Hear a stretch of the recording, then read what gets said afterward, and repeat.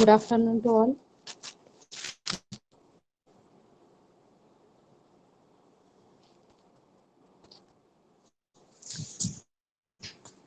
Is the screen visible to all?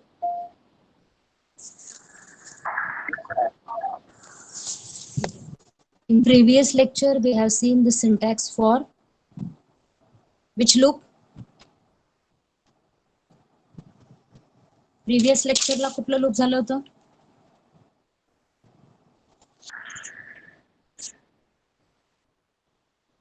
So we have seen the while loop. So it is similar to the while loop in another programming language. So until the condition is true, each and every statement in the loop is executed. So that was the basic working for while loop. Now the next common loop is for. Yesterday we also have seen the difference between a for loop and your while loop. So when number of iterations or repetitions are known in advance, we use a for loop, and when at a specific condition we have to repeat something, the while loop is used. Now for again, it will perform a specific number of iteration. Now basically the for loop in Python is defined to iterate over a sequence. आपल्याकडे third chapter मध्ये number of data structures आहेत Python मधले, और we have a sequences that is a group of elements collected together under a same name. So for iteration we use normally a for loop. म्हणजे आपल्या C++ language मध्ये आपण while loopला काही वेळेला replacement म्हणून for वापरलंय, पण त्याच्याऐवजी specifically to iterate over a sequence. A sequence can be a list, a tuple, or a string, or a dictionary, or any other iterable object can be used in a for loop. That normally we say as a traversal. Visiting each and every element of a sequence is called as traversal. And for that traversal of a data structure, we use the for loop for iteration. Now the basic syntax for loop, the keyword for, then iterating variable. We can say it is a counter variable, I, J, K, N, L, whatever. Then the keyword in, and then sequence colon. Now in while loop also after condition we put a colon. In if after condition there is a colon, after else there is a colon.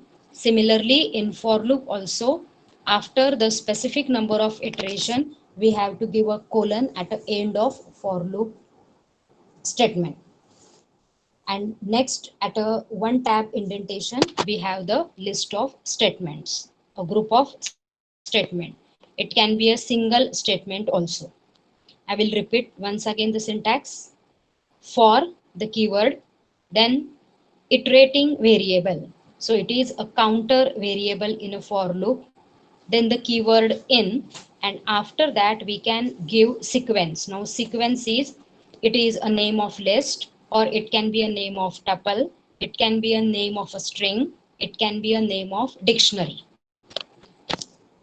Now if we don't have to give any sequence, आपल्याला जर यापैकी list, tuple, dictionary, string कुठलाही sequence द्यायचा नसेल, तर like in another programming language आपण एक specific range देऊ शकतो नंबरची.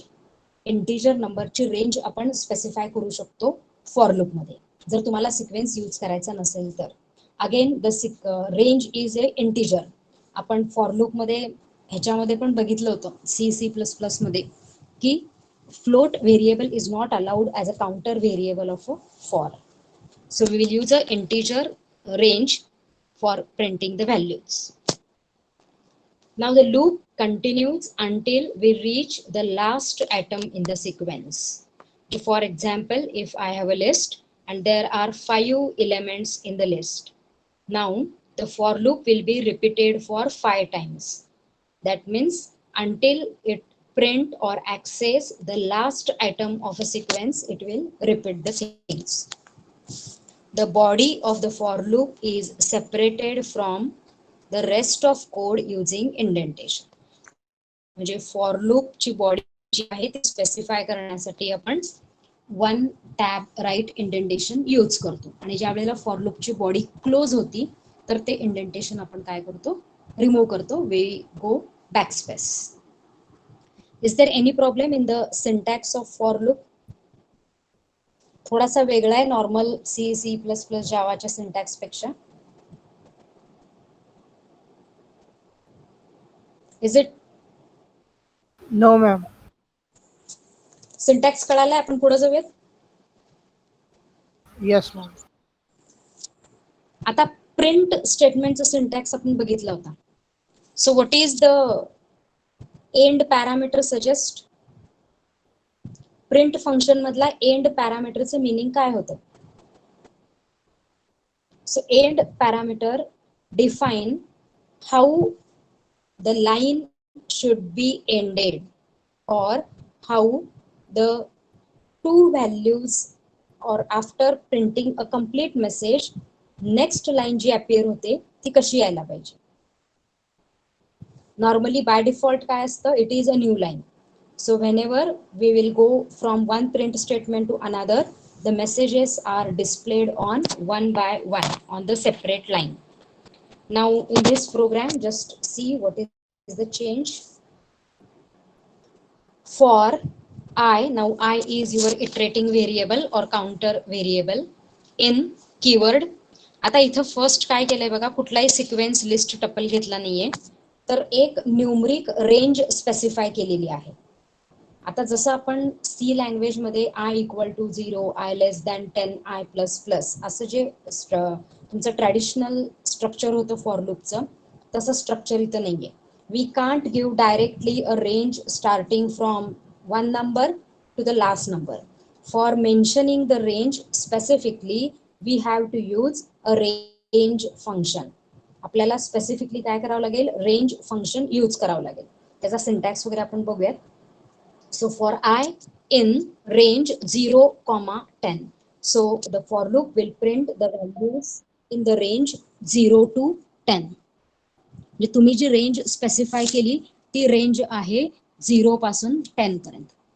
आता काय इन्क्लूड आहे आणि काय एक्सक्लूड आहे बघा. So the 0 is a starting value that is always included in the output. Now 10 is the end value or stop value of the range, and the stop value of the range is never included in output. हा range फंक्शनची पिक्युलॅरिटी किंवा feature आहे. इथं जर तुम्ही चुकलं तर may be एक नंबर मिस होईल किंवा अनवॉन्टेड नंबर तुमच्या आउटपुटमध्ये दिसेल. सो रेंज नंबरचं पहिलं पॅरामीटर आहे स्टार्ट आणि सेकंड पॅरामीटर आहे stop. So 0 is the starting value for the range and 10 is the ending or stopping value for the range. But the stop value or the end value is not included in the output. म्हणजे जर तुम्ही 0 to 10 अशी range specify केली तर जे number स्क्रीनवर print होतील ते कुठले असतील? 10 इन्क्लूड होणार नाही. म्हणजे तुमचं लूप कुठं स्टॉप होईल? 9 ला. So 0, 1, 2, 3, 4, 5, 6, 7, 8, 9. This will be your output. आणि प्रिंट मध्ये काय केलंय बघा, I comma end equal to space. म्हणजे हे जे नंबर स्क्रीनवर प्रिंट होणार आहेत तर ते एकानंतर एक न्यू लाईन वर प्रिंट व्हायच्या ऐवजी it will be printed on a single horizontal line separated with a space. That is the purpose of end parameter in print function. I am again repeating, in a range function, the start value 0 is included in the output, but the end value or the stop value 10 is not included in the output. जे ज्या वेळेला आपण range specify करतो त्यावेळेला तुमचा starting number 0 output मध्ये येतो, पण शेवटची व्हॅल्यू कुठली असती? जी तुम्ही स्टॉप म्हणून मेन्शन केली आहे -1. So if I mention 10, the last value printed is 9. If I mention the range last value as 20, the last value to be displayed is 19. Is it clear, the working of range function?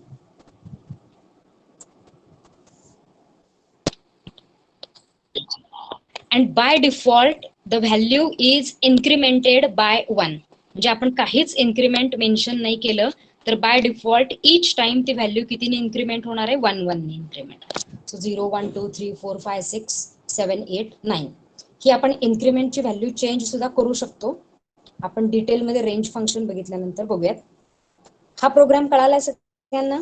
Simple for loop, print 0 to 9 numbers. Okay, now if I have to print the numbers from 0 to 10 on the screen, what change should be made in the program?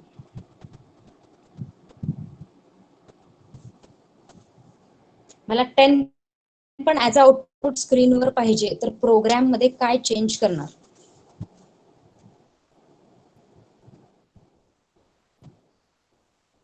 Yes, anyone? Change म्हणजे आपल्याला range फंक्शनचीच value बदलावं लागेल. Ma'am 10च्या जागी 11 द्यावं लागेल.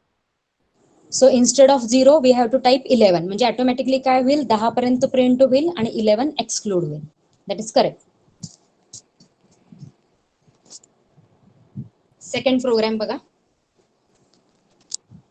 n equal to integer input म्हणजे आपण युजरला प्रॉम्प्ट दिलाय, enter the number up to which you want to print. म्हणजे आता आपण युजर कडूनच नंबर घेणार आहे की आपल्याला किती रेंज पर्यंत नंबर डिस्प्ले करायचे.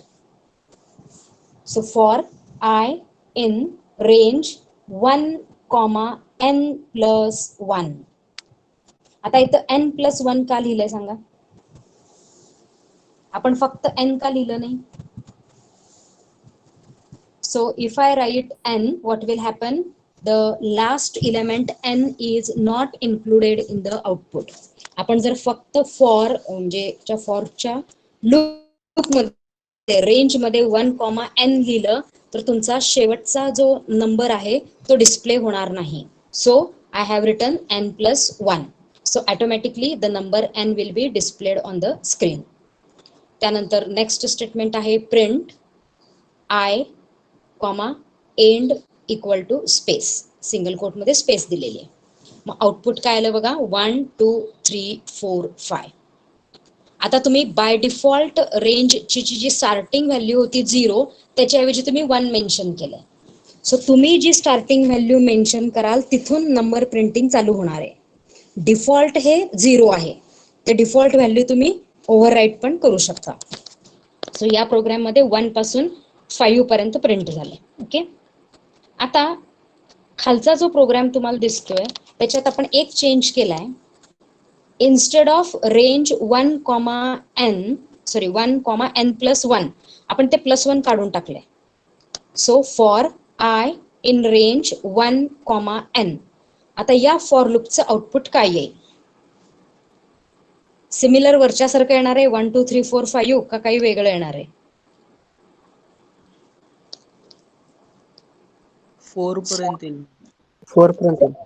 आपण काय केलंय, n म्हणजे 5 जर टाकलं तर फंक्शन कसं तयार होईल, रेंज 1, 5 आणि जी स्टॉप व्हॅल्यू आहे 5 ती काय होणार, एक्सक्लूड होणार.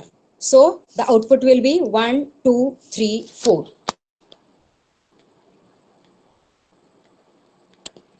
आता रेंज फंक्शनचे काही फीचर्स इथं आपण लिस्ट आउट केलेत. So if I give range 1, n, it will start from 1 go to less than n. म्हणजे n जर 5 असेल तर तुमचं इटरेशन 4 पर्यंतच होणार आहे आणि स्टॉप होणार आहे. And if I mention range 1, n+1, it will start from 1 and go up to n. म्हणजे 1 ते 5 जर यांची व्हॅल्यू असेल तर 1 ते 5 पर्यंत. त्यामुळं केअरफुली आपल्याला स्टॉप व्हॅल्यू घ्यायची आहे. मी स्टॉप व्हॅल्यू लिहिताना जर रेंज फंक्शन मध्ये मिस्टेक झाली तर तुम्हाला मिळणारं आउटपुट रॉंग असणार आहे. Now we will see in detail what is a range function and what is the syntax and how to use it. Range function काय करतं बघा, it return a sequence of number. कारण आपण for loop compulsory सिक्वेन्सवर apply करतो. त्यामुळं ज्या वेळेला रेंज फंक्शन एक्झिक्यूट होतं त्यावेळेला जे आउटपुट असणारे किंवा रिटर्न व्हॅल्यू असणारे that will be a sequence of number. So range function will return a sequence of number starting from 0 by default. म्हणजे रेंज फंक्शनचा जो सिक्वेन्स मिळणार आहे त्यातली बाय डिफॉल्ट व्हॅल्यू किती असणार आहे 0. and by default each value is incremented by 1 and stop before a specified number. म्हणजे शेवटचा जो नंबर आपण स्पेसिफाय करणार आहे त्याच्या बिफोर तो स्टॉप होतो. So this is the description for range function. Now syntax. Range in bracket start comma stop comma step. Start is nothing but the starting value. It is optional and default is 0. म्हणजे तुम्ही स्टार्टिंगची value mention नाही केली तरी चालेल. By default range कुठून start होईल 0. Then stop require. लक्षात घ्या या रेंज फंक्शनला 3 पॅरामीटर आहेत, एक स्टार्ट एक स्टॉप आणि स्टेप. त्यातलं पहिलं पॅरामीटर ऑप्शनल आहे म्हणजे तुम्ही नाही प्रोव्हाइड केलं तरी चालतंय. तिसरं पॅरामीटर सुद्धा ऑप्शनल आहे, तुम्ही प्रोव्हाइड नाही केलं तरी चालतंय. पण कंपल्सरी सेकंड पॅरामीटर हे तुम्हाला प्रोव्हाइड करावंच लागणार आहे. So second parameter is compulsory. The first parameter start, default value is 0. The second parameter is stop, it is required.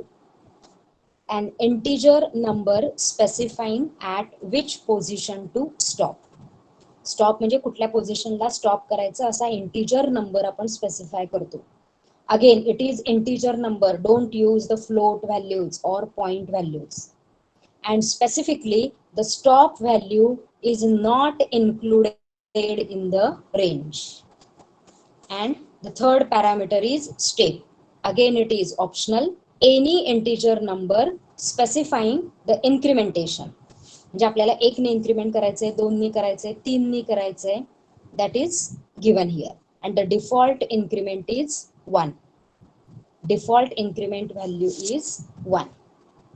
Now all the 3 parameters of range function are clear.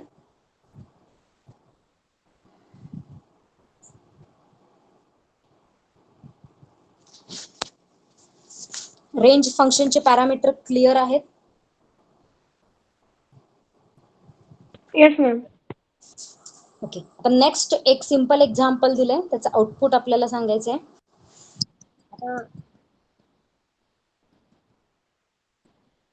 हा simple programme जो आहे तो आपण 2 veg मध्ये लिहू शकतो. First काय केलंय बघा, x इक्वल टू रेंज 5,30,2. म्हणजे x या व्हेरिएबल मध्ये पहिल्यांदा आपण एक सिक्वेन्स रेंज फंक्शनचा सिक्वेन्स काय केलाय, क्रिएट करून घेतला. We have created a sequence in the variable x. Now what values are included in x? The range function start at 5, end at 30, and the increment given is 2. Then we have printed these values using for loop. मग second statement ला काय केलंय बघा, for n in x colon. So n is a counter variable or a iterating variable and x is the name of a sequence. So n variable will be repeated for each value of x. x चा जो sequence आपण create केला आहे, x च्या सिक्वेन्सच्या प्रत्येक element साठी n variable तुमचं repeat होणार. In simple language, this loop will print each element of x. आणि समजा आपल्याला असं करायचं नसेल, x मध्ये सेपरेटली तुमचा रेंज क्रिएट करायचं नसेल, तर त्या पहिल्या 2 लाईनचं आपण मर्जिंग एका सिंगल लाईन मध्ये करू शकतो. For counter variable x in range 5,30,2 आणि colon. Okay. So after condition तिथं कोलन आहे म्हणून दिलं 5,32 आणि colon and print x. Now print x is the statement included in the for loop. मला आता सांगा आउटपुट काय येईल. दोन्ही प्रोग्राम जर आपण रन केला तर आउटपुट मध्ये कुठले नंबर होते?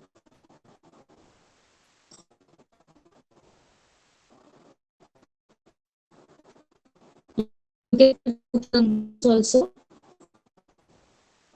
कारण तोच सिक्वेन्स पुढे कंटिन्यू होणार आहे.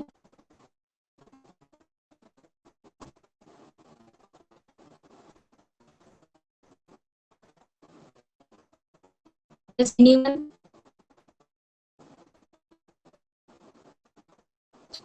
To indicating. आतापर्यंत आपण रेंज दोनच पॅरामीटर वापरते, इथं तिसरं पॅरामीटर मी इन्क्लूड केलं. Is it audible? मग आउटपुट काय 5 डिस्प्ले होणार का? Odd Okay. नंबर प्रिंट होतील 5 मधले. बरोबर. 5 to 30 मधले ऑड नंबर प्रिंट होते. म्हणजे 2 जे इन्क्रीमेंट दिलाय त्याच्याने काय होईल, फर्स्ट 5 प्रिंट झाल्यानंतर it will make a +2. So after 5 the next number will be 7, then 9, then 11, 30. Now tell me what about 30? 30 will be printed in output or not? 30 ही value output मध्ये येईल किंवा नाही येईल? No ma'am. कारण last value जी आहे किंवा स्टॉप व्हॅल्यू ही तुमच्या सिक्वेन्स मध्ये कधीही इन्क्लूड होत नाही. So it will not be there. Now just we will see some examples of the range function.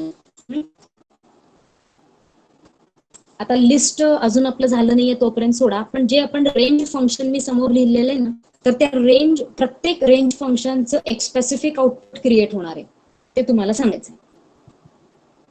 So if I type range in bracket 5, output मध्ये कुठले नंबर येतील? 24. नीट लक्षात आणा आणि सांगा. It is not 1 to 4. 0 to 4. आपण काय म्हटलंय, रेंज कंपल्सरी जर स्टार्ट व्हॅल्यू नाही दिली, स्टार्ट व्हॅल्यू ऑप्शनल आहे. If I don't provide the start value, the starting number is 0. So it will start from 0, 1, 2, 3, 4 आणि 5 स्टॉपिंग व्हॅल्यू आहे, त्यामुळे ती इन्क्लूड होणार नाही. So the correct 0 to 4. Second example बघा, range 1,5. Range 1,5. 1 to 4. So it will start from 1, 2, 3, 4 and 5 will not be included. बरोबर. Range 1, 10, 2. So it will start from 1. आता 2 चा अर्थ काय आहे? ऍड होईल. Each number is incremented by 2. म्हणजे 1, 3, 5, 7, 9. 9 ला स्टॉप होईल, 10 तुमच्या आउटपुट मध्ये येणार नाही. ओके, आता नेक्स्ट बघा, 5, 0, -1. आता इथं -1 दिसतंय, ह्याचाच अर्थ काय? डिक्रीमेंट होणार. So it is decrementing. So range 5, 0, -1. If you have installed Python, you can open your Python interpreter, try it on an interpreter and you can tell me the answer. तुम्ही directly print function मध्ये सुद्धा हे टाकू शकता. Range print in bracket range टाका, तुम्हाला output मिळेल. ते आउटपुट सुद्धा तुम्ही शेअर करू शकता.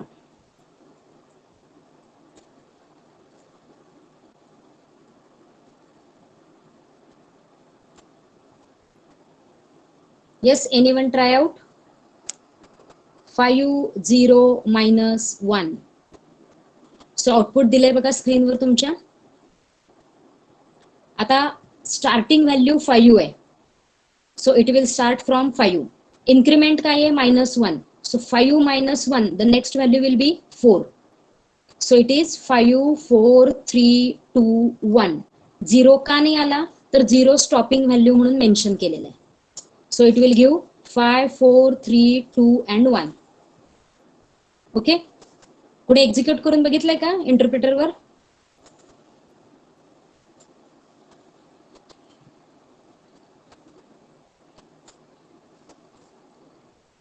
आता तुम्हाला टास्क काय आहे नोट डाऊन करून घ्या.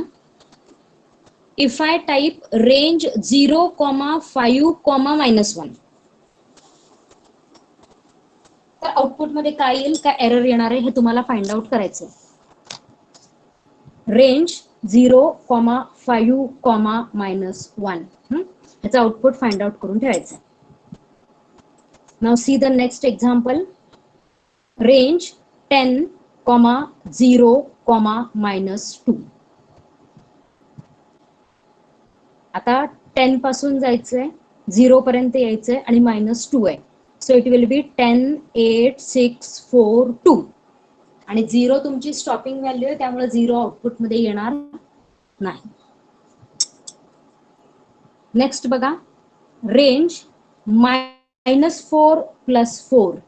Now -4 is starting value, +4 is ending value आणि इन्क्रीमेंट दिलं नाहीये म्हणजे बाय डिफॉल्ट इन्क्रीमेंट किती असणार आहे, +1. कॅल्क्युलेशन करा आणि सांगा मला.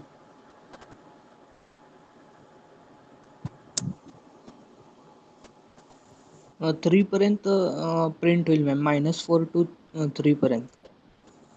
बरोबर, म्हणजे पहिला -4 येणार, -4 + 1 केलं तर काय येते, -3. -3 + 1 केलं की येणार -2. -2 + 1 केलं की काय येणार, -1.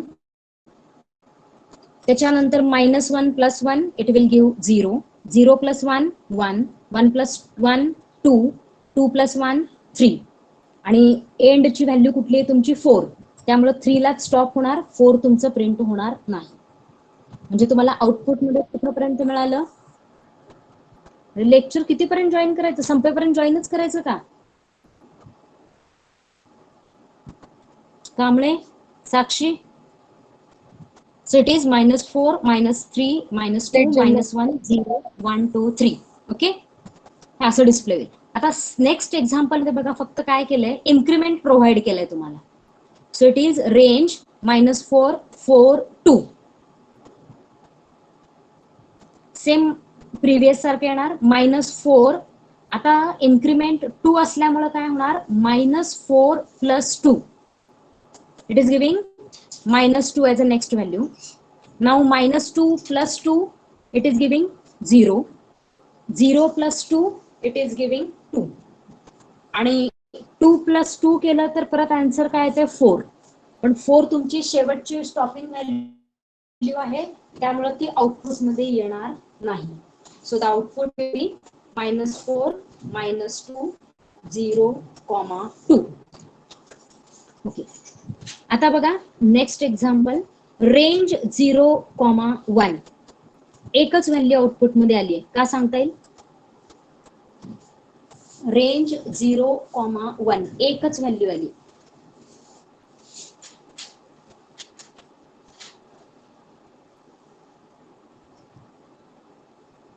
Yes, anybody? 0, 1 स्टॉपिंग 1. व्हॅल्यू आहे मॅम. स्टार्टिंग व्हॅल्यू 0 आहे आणि स्टॉपिंग व्हॅल्यू 1 आहे, त्यामुळे एकच व्हॅल्यू प्रिंट होणार, 0. Okay, now next range 1, 1 empty येते का? Range 1, 1 is empty. आता रेंज फंक्शनचं पहिलं पॅरामीटर काय असते, स्टार्ट, म्हणजे तुम्ही 1 पासून स्टार्ट करताय. त्यानंतर सेकंड पॅरामीटर काय असतं, stop.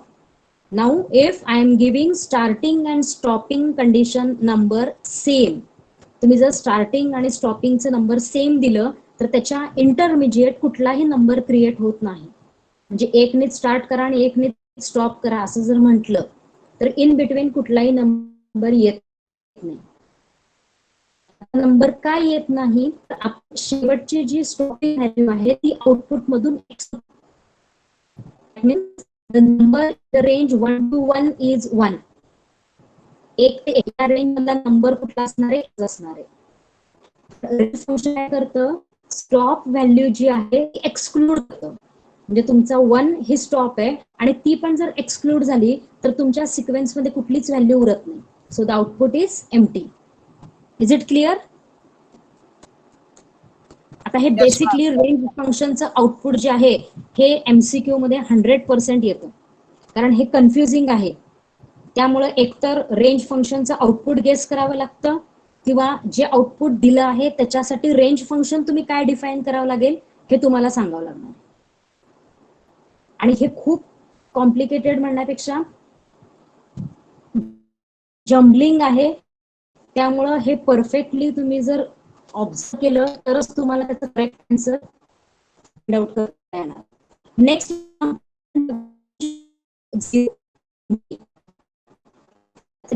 only one parameter passed. If I'm giving a single parameter, that is set parameter. ज्यावेळेला आपण फक्त सेकंड पॅरामीटर पास करतो, ह्या वेळेला आपण काय करतो, फर्स्ट पॅरामीटर आहे स्टार्टिंग व्हॅल्यू, ती ऑप्शनल कन्सिडर करतो. So this is taken as stopping value. आणि आपण ज्या वेळेला कुठलीही स्टार्टिंग व्हॅल्यू मेन्शन करत नाही, the by default initial value is 0. Again, this function is into the criteria range 0,0. There is no number in the range 0,0. So it will create a empty sequence. Now, is there any problem in the variety of examples of range function? This is specifically I have taken. Just go throughout, and if you have any problem with the range function, you can ask.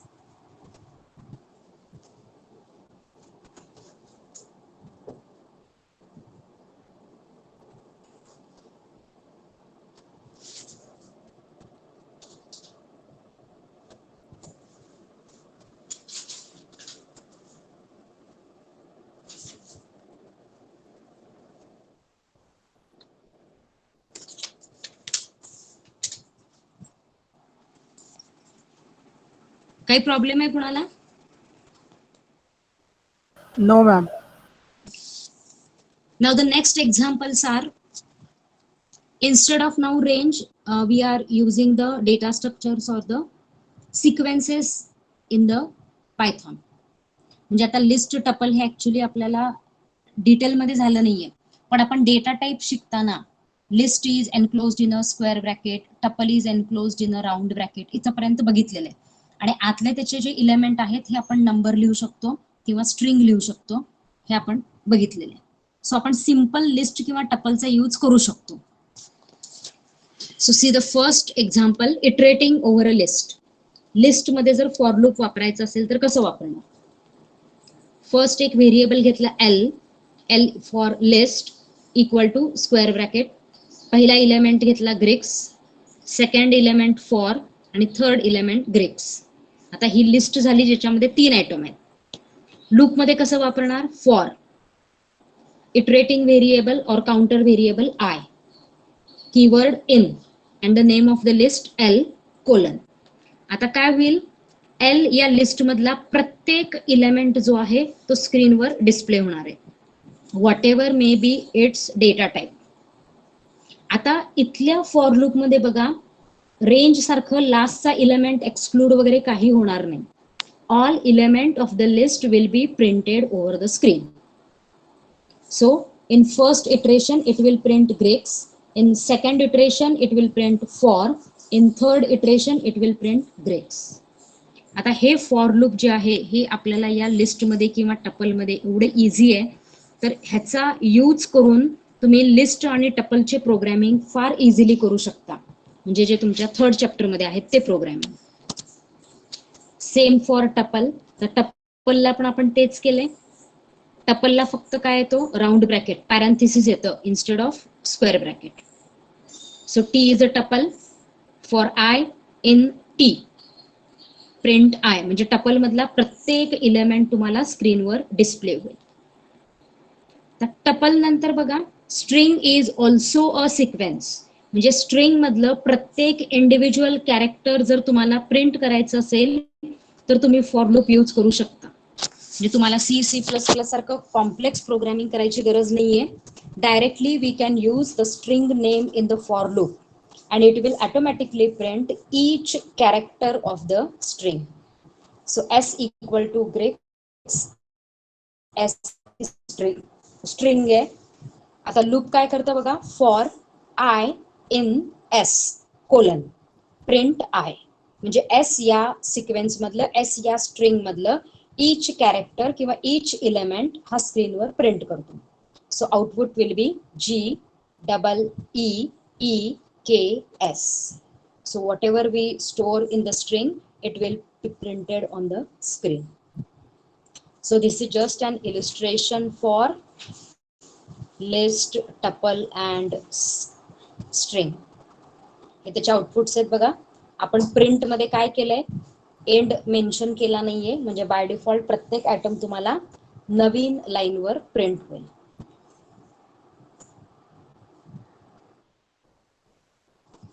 So is there any problem in the for loop?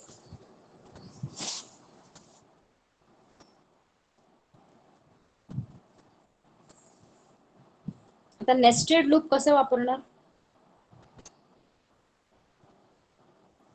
Same तुम्ही तुमच्या C++ मध्ये for within for जसा वापरलाय, same strategy will be used for nested loop.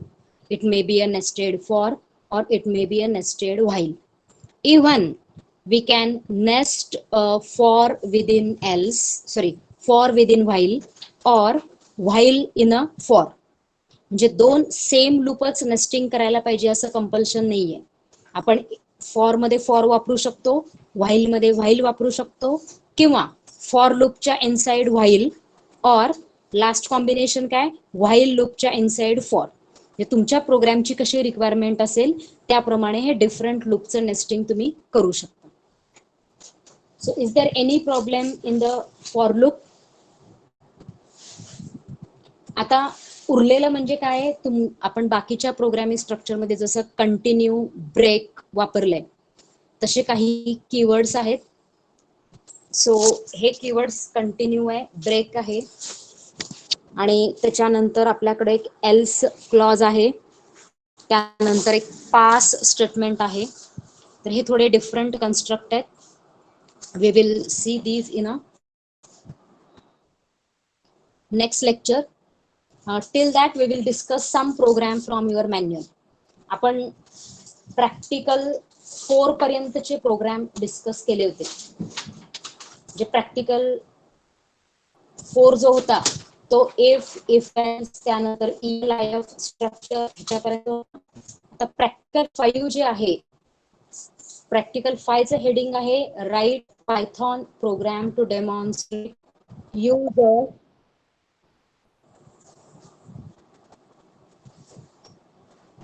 Looping statement, while loop, for loop, nested loop. म्हणजे loop वरचे जे programme आहेत ते आपल्याला एक्सपेरिमेंट किंवा प्रॅक्टिकल 5 मध्ये परफॉर्म करायचे. If you have the soft copy, open it.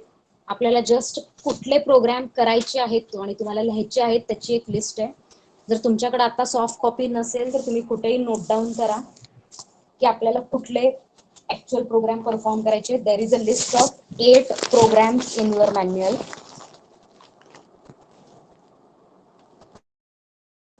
There is a list of 8 programs in the manual. Now, check out केलं तर फर्स्ट 3 प्रोग्राम जे आहेत ते फर्स्ट 3 प्रोग्राम म्हणजे पॅटर्न डिस्प्ले आहे.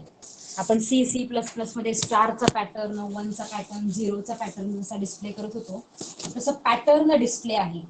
If you are manual soft copy you can open and just check it. Star pattern आहे. आता बघा प्रोग्राम नंबर 1 दिलाय आणि त्या 1च्या अंडर ABC असे 3 पॅटर्न आपल्याला प्रिंट करायला दिलेले आहेत. आता काय करायचंय, instead of all 3 pattern you can create any 2 pattern and write in your assignment book given for practical. पहिल्या क्वेश्चन मध्ये काय करायचं, 3 पॅटर्न, 3 पैकी 2 पॅटर्न तुम्ही प्रोग्राम मध्ये कन्वर्ट करायचे. So this is regarding first. Now second and third question. Any one program will be executed. What is the second? Write a Python program to print all even number between 1 to 100 using while loop. While loop use करून आपल्याला काय करायचंय 1 to 100 मधले number even number print करायचे.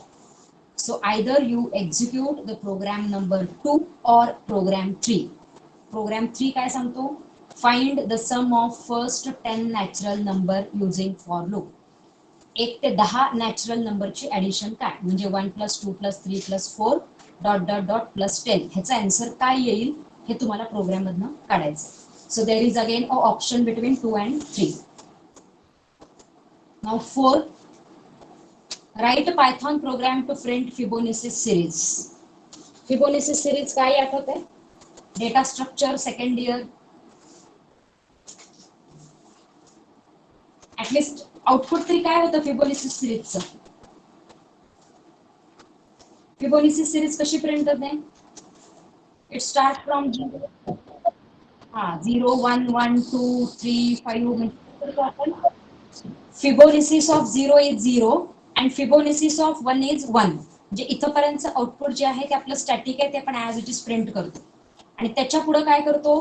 Fibonacci of 2 is addition of Fibonacci of 0 plus Fibonacci of 1. म्हणजे कुठल्याही नंबरची जर फिबोनाची काढायचं असेल म्हणजे for example Fibonacci of n calculate करायचं असेल तर फॉर्म्युला काय?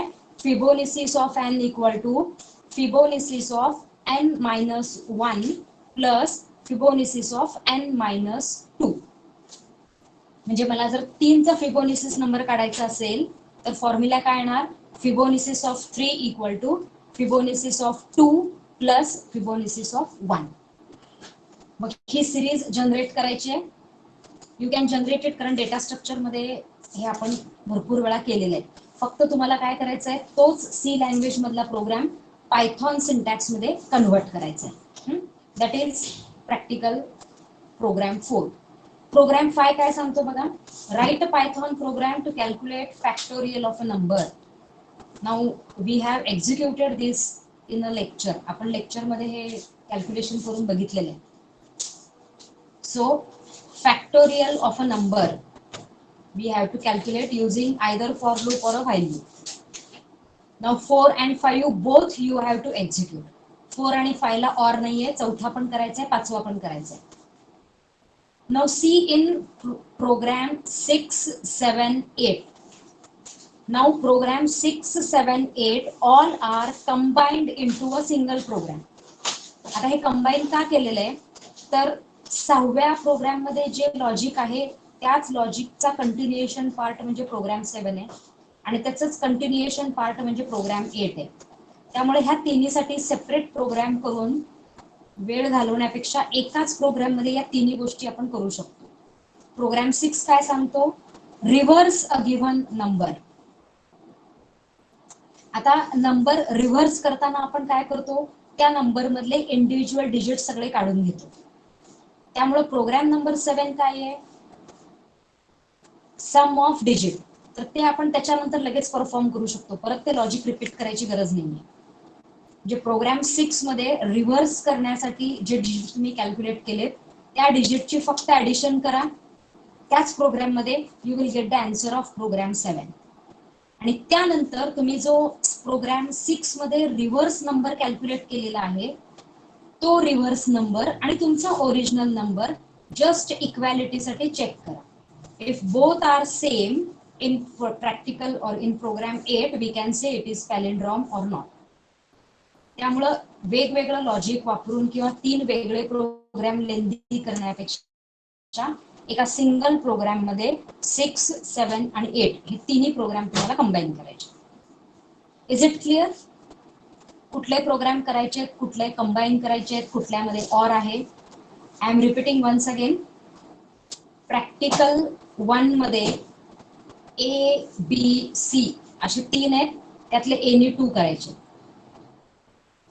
We have 3 pattern A, B, C. Perform any 2 pattern. Then program 2 or 3. Program 2 किंवा 3 मधला कुठलाही एक. Then program 4 compulsory. program 5 also compulsory, and after that combine program 6, 7, 8 into a single program. कारण तेच लॉजिक वापरून आपल्याला फक्त इफ किंवा ऍडिशन करायची आहे, त्यामुळे सेपरेटली करू नका, एकाच प्रोग्राम मध्ये आपण ते कंबाईन करू शकतो. Now is there any problem with the loops and practical number 5?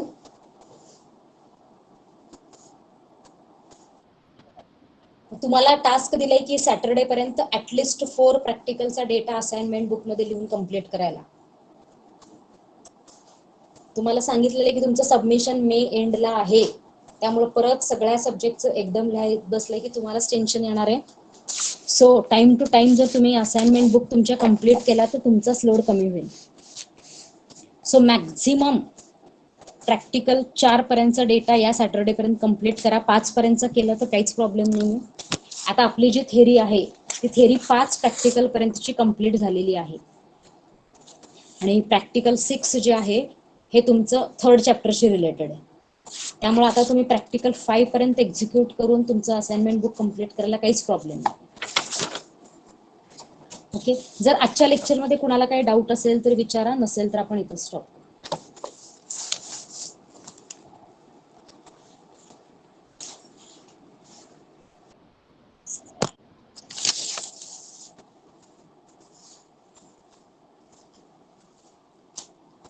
जर कोणाला प्रॉब्लेम नसेल आपण स्टॉप करूया. थँक्यू.